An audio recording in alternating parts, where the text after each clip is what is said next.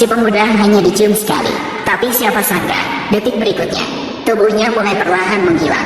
Akhirnya menyatu dengan udara. Pintu perlahan terbuka pada saat itu. Keluar sekelompok orang yang lengkap dengan perlengkapan tempur.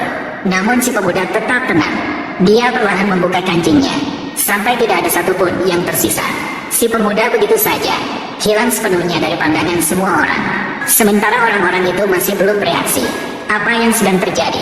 Tiba-tiba pukulan muncul, dan dia terjatuh. Si pemuda berhasil melarikan diri dari penjara. Dengan kekuatan yang begitu ajaib, si pemuda segera pergi ke tempat yang diinginkannya. Siapa sangka begitu masuk, langsung disiram dengan ember air. Pemuda itu juga terbongkar karena itu. Dia melarikan diri dengan cepat, keluar dengan gila-gilaan. Namun malah terbongkar keberadaannya. Sebuah kelompok peneliti menemukan jejak si pemuda dan menangkapnya kembali. Mereka mengurung pemuda itu saat sedang bersiap-siap, saat sedang memotong pemuda untuk diteliti. Namun mereka menyadari orang itu menghilang. Pada saat itu juga, tiba-tiba terjadi perubahan dimensi. Pemuda itu tiba-tiba dibawa ke tempat lain. Ketika dia bangun, dia merasa sakit kepala.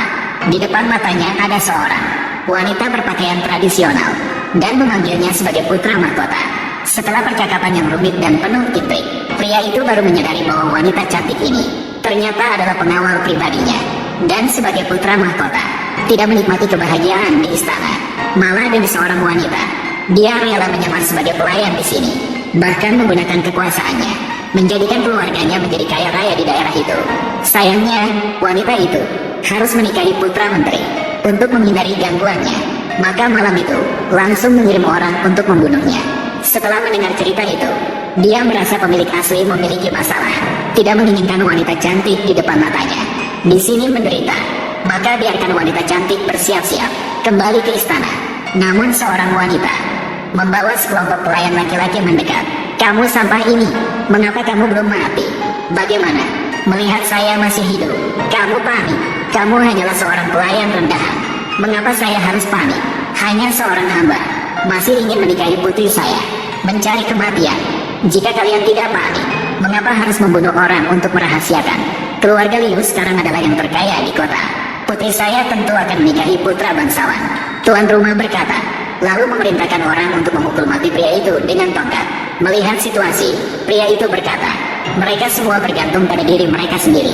Hanya itulah yang membuat mereka memiliki posisi saat ini.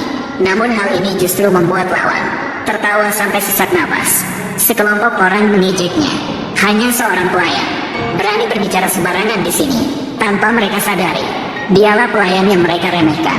Sebenarnya dia adalah putra mahkota yang berkuasa di istana. Namun keluarga bodoh ini tidak hanya mengusir pria itu keluar, tapi juga menyuruh orang membunuhnya.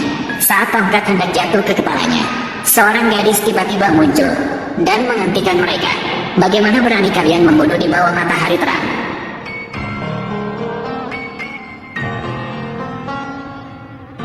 Xiao Hui